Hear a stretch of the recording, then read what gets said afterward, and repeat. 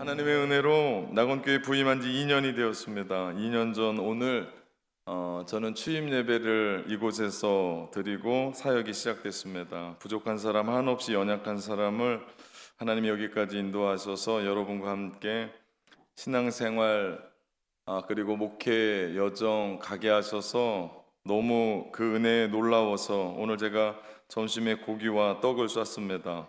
네. 네. 그 다음 멘트가 잘 드셨냐고 하는 건데 뭐 할 필요가 없을 것 같아요. 너무 잘 들어서. 네.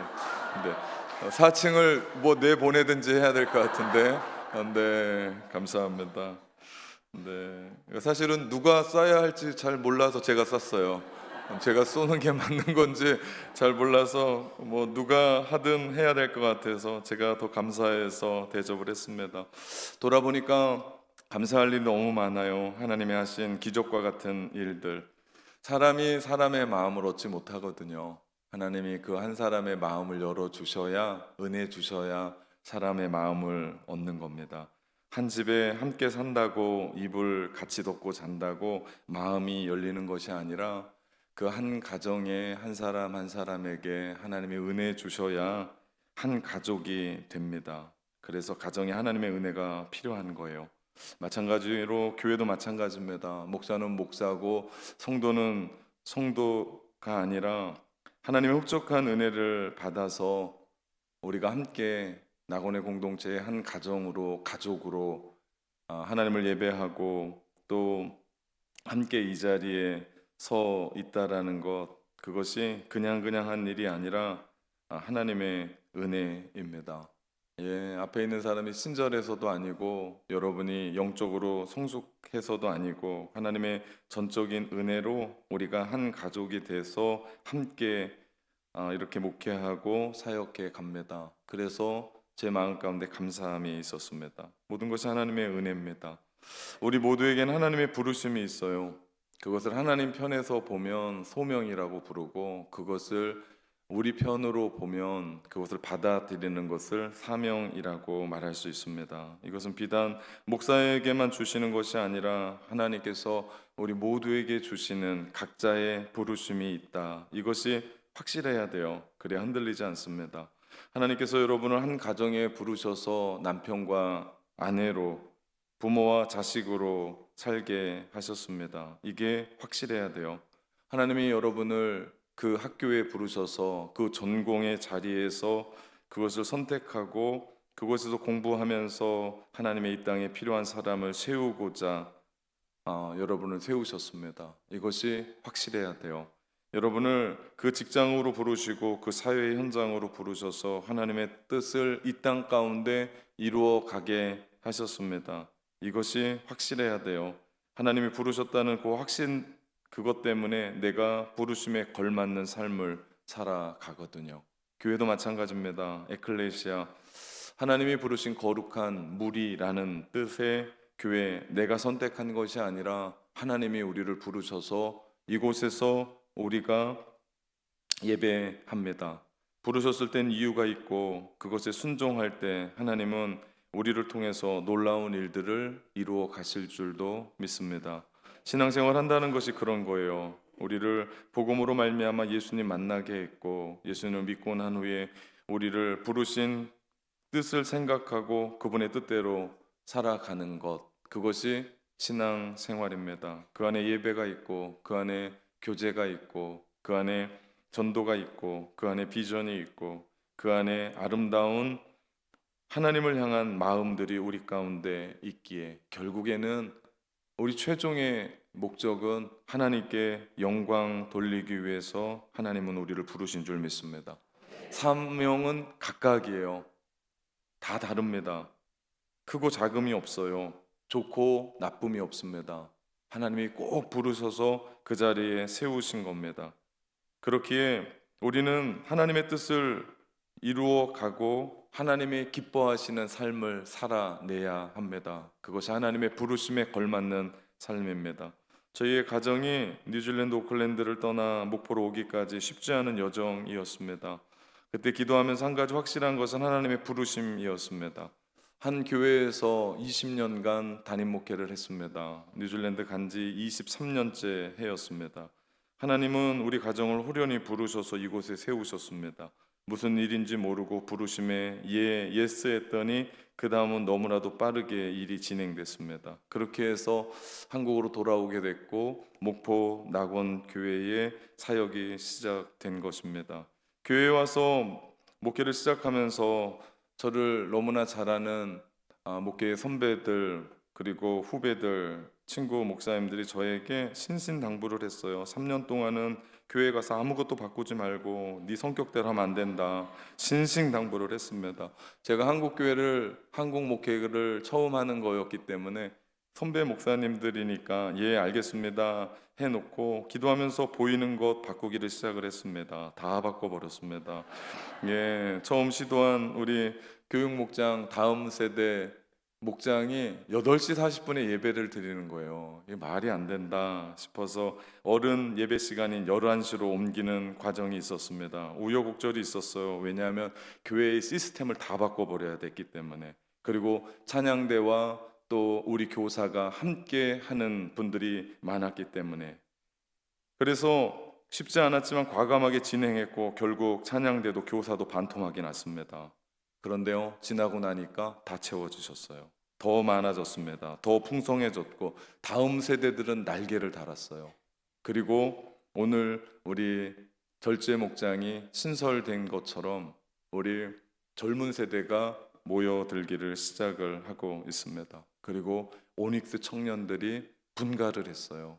우리에겐 전혀 없었던 너무 놀라운 일들을 하나님이 이루어 가셨습니다. 그렇게 시작했던 변화의 바람이 결국 비전센터 건립까지 갔고 당회를 비롯한 건립위원들의 헌신 그리고 모든 성도들의 동참으로 하나님의 꿈을 여기서 이야기하자라고 하는 슬로건을 걸고 비전센터가 건립되어 지금 비전센터 1기 사역이 진행 중에 있습니다.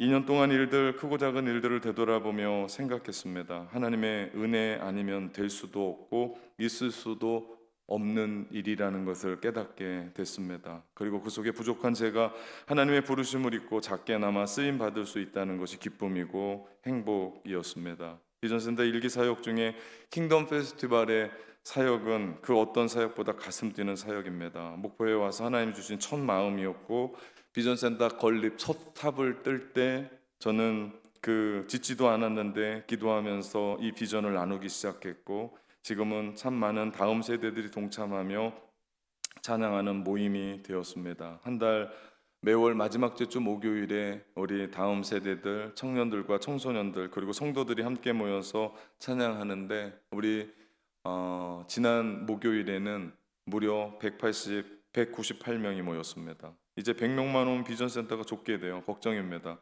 그런데도 저는 그날이 속히 오기를 아주 간절히 기도하고 있습니다. 곧 이루어질 줄 믿습니다. 하나님의 부르심은 참으로 놀라워요. 누가 알았겠습니까? 저를 목포로 부르실지 낙원으로 오게 하실지 이런 일들을 여러분과 함께 하나님의 일들을 하게 하실지 하나님의 섭리는 그래서 너무나 놀랍습니다. 더 중요한 건 와서 보니까 하나님이 준비시켜 놓으신 성도님들이신 거예요. 제가 그게 너무 기쁩니다. 특별히 어르신들, 특별히 권사님들 저를 너무 좋아하세요. 제 얼굴이 목포의 젊은 것들은 몰라도 나이 드신 분들에게는 먹히는 얼굴이에요. 하나같이 저를 보면 다 예쁘다 하세요. 예, 제가 잘생긴 건 알았지만 예쁘다는 얘기는 생전 처음 듣습니다. 예, 그래서 목포 사투리에 예쁘다는 뜻이 다른 의미가 있는지는 잘 모르겠지만 여하튼 요즘 제가 예쁘다는 소리를 많이 듣고 삽니다. 그래서 그런지 제 옆에 70대 권사님들이 서셔도요 소녀같이 저 옆에 못 오세요. 얼굴이 붉어지시고 저를 남자로 보는 거예요.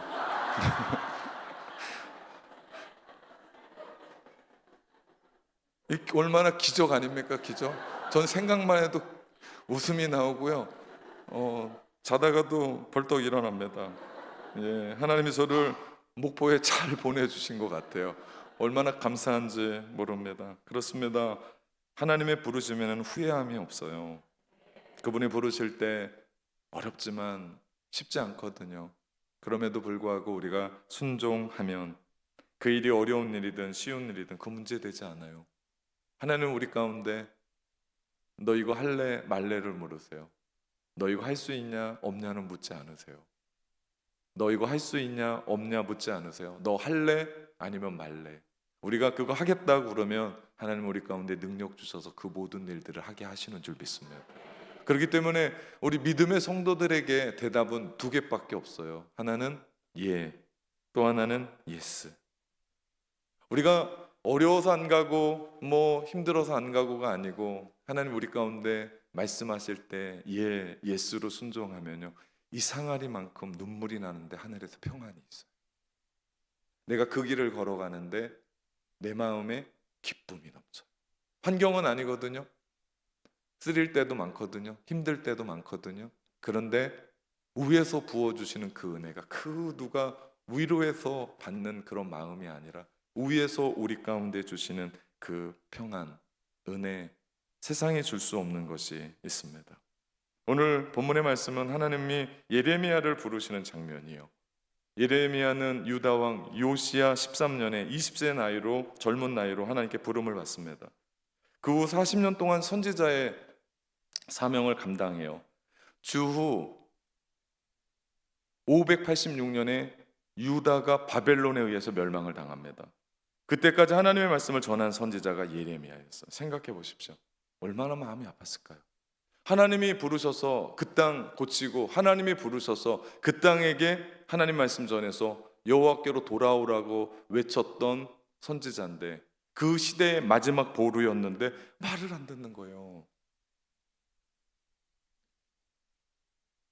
말을 안 듣는 거예요. 돌아오질 않는 거예요. 결국 그렇게 나라가 망해버렸습니다. 선지자의 마음이 어땠을까요? 그래 너희들 말 안 들었으니까 망했다, 꼴 좋다, 그런 마음이었을까요? 아니요, 가슴이 메워졌을 겁니다. 내가 부족해서, 내가 이 땅을 끌어안지 못해서. 그래서 예레미야 선지자의 별명이 눈물의 선지자입니다. 그가 그 땅을 향해서 그렇게 울부짖으며 돌아오라고 외쳤는데 듣지를 않아요. 하나님이 예레미야를 부르셨던 타이밍이 절묘합니다. 유다 나라가 영적으로 완전히 타락해서 우상 숭배가 만연했던, 도덕적으로 부패했던 그때 하나님은 예레미야를 부르셔서 하나님의 심판의 메시지를 전합니다. 그렇게 유다가 멸망하기 직전 가장 절망 깊은 그 고요의 어두움 속에 예레미야 한 사람을 선택하셔서 그에게 사명을 맡깁니다. 여기서 하나님의 부르심의 원리를 하나를 발견합니다. 그것은 그 부르심은 그게 상황이 좋든 어렵든 그게 잘 될 것 같든 안 될 것 같든 아무런 상관없이 부르심은 하나님의 부르심입니다. 우리를 하나님이 부르신 거예요. 그 가정으로 하나님이 여러분을 부르신 거예요. 초대하신 거예요. 교회로 하나님이 여러분을 부르신 거고 직장으로 또 학업으로 전공으로 하나님이 여러분을 부르신 거예요. 눈물이 나요. 아파요. 넘어야 될 산이 너무 많아요. 그럼에도 불구하고 그거 붙잡고 달려갑니다. 왜요? 우리를 부르신 분이 누구시라고요?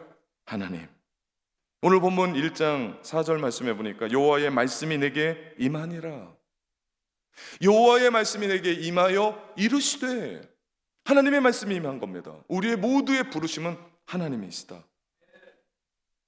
하나님이 부르신, 그냥 부르신 것도 아니에요. 5절 말씀해 보니까 내가 너를 모태에서 짓기 전에 너를 알았고 내가 배에서 나오기 전에 너를 성별하였고 너를 여러 나라의 선지자로 세웠노라 말씀하세요. 하나님이 이 말씀을 계속 보면요, 알았대요. 이미 알고 계셨어요. 성별하셨대요. 이 말씀은 분별하셨다는, 구분하셨다라는 말씀입니다. 그리고 뭐라고 얘기합니까? 선지자로 세웠다.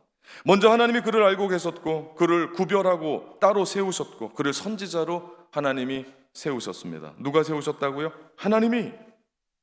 여러분을 그 자리에 세우신 분이 하나님이신 줄 믿습니다. 여러분 이거 확실해야 돼요. 이거 확실하지 않으면 늘 우리는 흔들려요. 이거 확실하지 않으면 더 좋은 조건에 흔들려요. 과거의 그 어떤 것 때문에 흔들려요. 괜히 왔나? 거기가 더 좋지 않았나? 내가 거기에 있어야 되지 않겠나? 그때 그것 아닌가? 후회합니다. 그러면 답이 없어요. 하나님의 이 부르심에 이 모든 것들이 충족되는, 하나님이 이미 하셨고 하나님이 이미 구별하셨고 하나님이 세우신 것을 우리의 삶에 적용하면요, 각자의 삶에 적용하면 이렇습니다. 하나님이 여러분을 다 하셔서 거기로 보내신 겁니다. 하나님이 구분하여 여러분을 세우신 겁니다. 그리고 여러분을 그 자리에 세우셨음을 믿으시기를 바랍니다. 종교교역자 존 칼뱅은 직업과 노동이 하나님의 소명임을 강조합니다. 우리가 무슨 직장을 갖고 내가 무슨 일을 하든지 하나님이 그곳에서 우리를 부르신 거고 우리를 세우신 겁니다.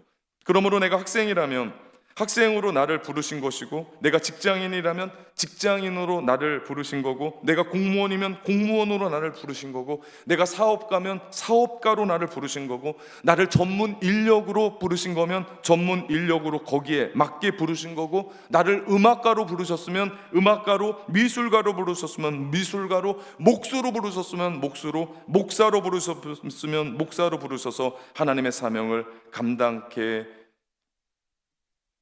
그렇게 만들어 가시는 줄 믿습니다. 그렇기 때문에 우리가 어디에 있든지 나를 부르신 주님 앞에 내가 결단하고 최선을 다하며 살아가야 돼요. 최종 목적은 뭡니까? 우리 하나님께 영광 돌리는 거.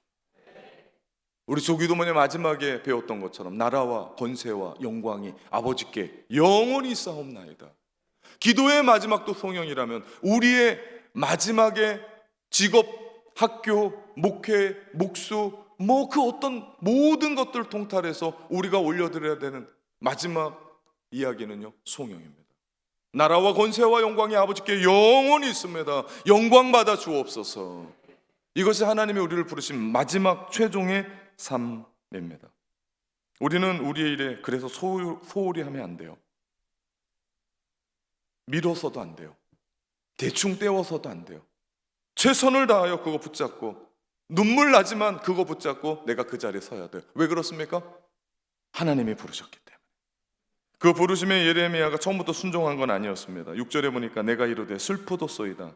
주 여호와여 보소서 나는 아이라 말할 줄 알지 못하나이다. 아이란 말은요 20대 초반의 청년이라는 얘기입니다. 생각해보면 아직 인생의 경륜도 짧고 영적인 권위도 부족하고 아직 배울 게 너무나 많은 나이가 20대 초반의 아이 아닙니까? 그게 솔직한 고백입니다. 그러나 하나님의 부르심에는 다 뜻이 있습니다. 우리가 말씀에 순종할 때 하나님은 하나님의 일을 이루어 가세요. 걱정 안 하셔도 돼요. 능력이 없냐 있냐 걱정 안 하셔도 돼요.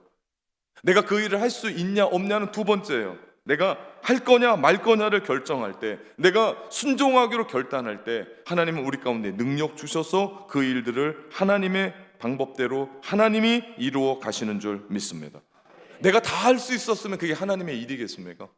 내가 능력이 있어도 모든 걸 다 이루어갈 수 있으면 그게 하나님의 부르심이겠습니까? 내가 한 일이지? 아니요. 난 아무것도 할 수 없습니다. 난 너무나 부족합니다. 그런데 하나님이 나에게 힘 주셔서, 하나님이 나에게 능력 주셔서 우리같이 부족한 사람들을 모아서 하나님이 하나님의 위대한 일들을 이루어 가시더라. 그렇기 때문에 우리가 할 수 있는 일은요 순종밖에 없습니다. 그래서 소명 앞에 크리스천의 대답은 또 말씀드립니다. 하나는 이렇게 작아서 어떻게 해요? 설교 끝내야 되는데 하나는 또 하나는 우리의 대답은 순종뿐입니다. 그럴 때 부족하고 연약한 우리를 하나님이 사용하실 줄 믿습니다.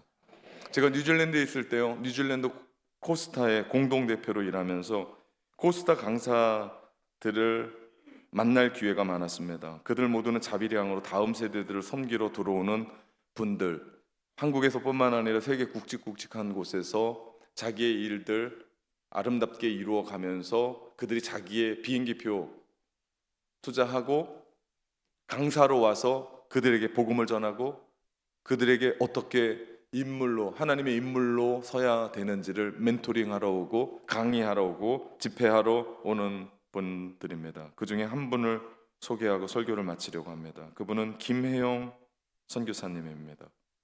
이분이 쓴 책이 있어요. 청춘아 가슴 뛰는 일을 찾아라. 아주 멋진 책입니다. 우리 청년들이 이 책을 읽었으면 좋겠습니다. 청춘아 가슴 뛰는 일을 찾아라 라는 책을 쓴 분이에요. 이분은 5남매 중에 첫째로 건강하게 태어났습니다. 그런데 그 당시에 그 아버지가 첫째가 딸이라고 만취 상태에서 딸을 집어 던지는 바람에 척추가 다쳐서 평생 불구가 됩니다. 그 아버지는 결국 자살해 죽고 또 그 어머니는 정신질환으로 큰 문제가 있어서 어린 김혜영은 14살 때 집을 떠나 가정부로 들어가 식모살이를 합니다. 초등학교만 졸업하고 가정부로 들어가 하루하루 힘들게 지내는데 어느 날 무료 직업 학교 훈련생 모집 광고가 난 겁니다. 기술을 배우면 가정부로 사는 것보다 나을 것 같아서 그 학교에 들어갑니다. 그런데 그곳에서 독실한 크리스천 선생님을 만나 교회를 다니게 되었고 그 다음 예수님을 믿게 되었습니다.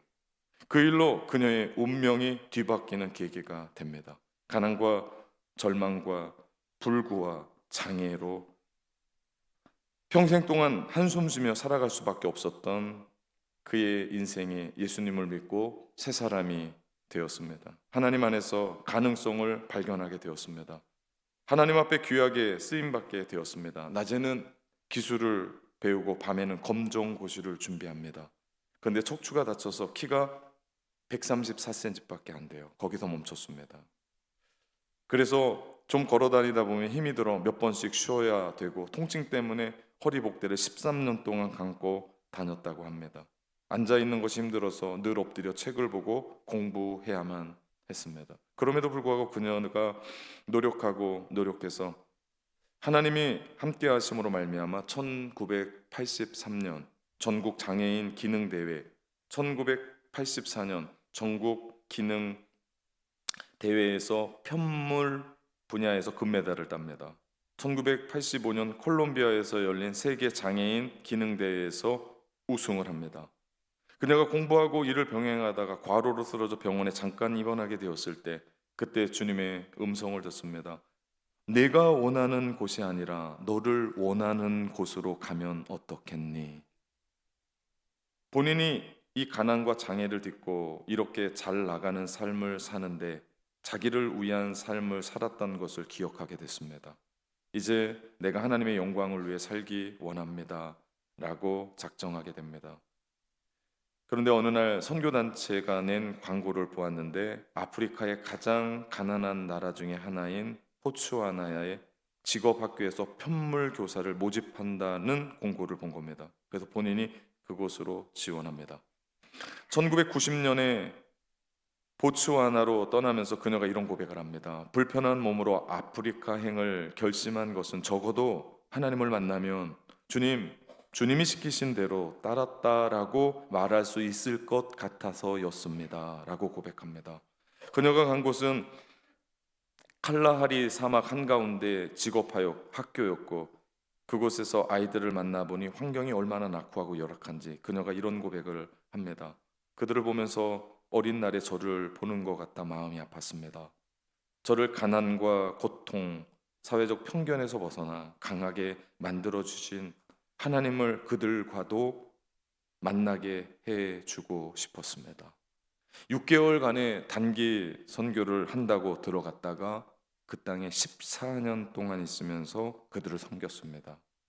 그 다음 학교가 너무 잘 운영되는 것을 보고 2004년 미국으로 건너가 39살의 나이로 뉴욕에 있는 나야 칼리지에서 사회복지학과 공부를 하고 졸업하고 그 다음에 2009년에는 명문 콜롬비아 대학에서 국제사회대학원을 졸업해서 현재 국제사회복지사로 일하고 있습니다. 그때 많은 교포들의 도움을 받았는데 이 선교사님이 이런 고백을 합니다. 그래서 저의 공부는 저를 위한 공부가 아닙니다. 가난한 나라의 청소년들에게 저를 선물로 보내려고 하시는 하나님의 뜻이라고 생각합니다 라고 고백합니다. 키가 134cm의 작은 거인, 가난으로 14세 식모살이 했었던 척추 장애까지 가지고 있었던 한 연약한 여인이 하나님의 손에 붙들리게 되자 하나님의 위대한 역사를 쓰임받는 인물이 되었습니다.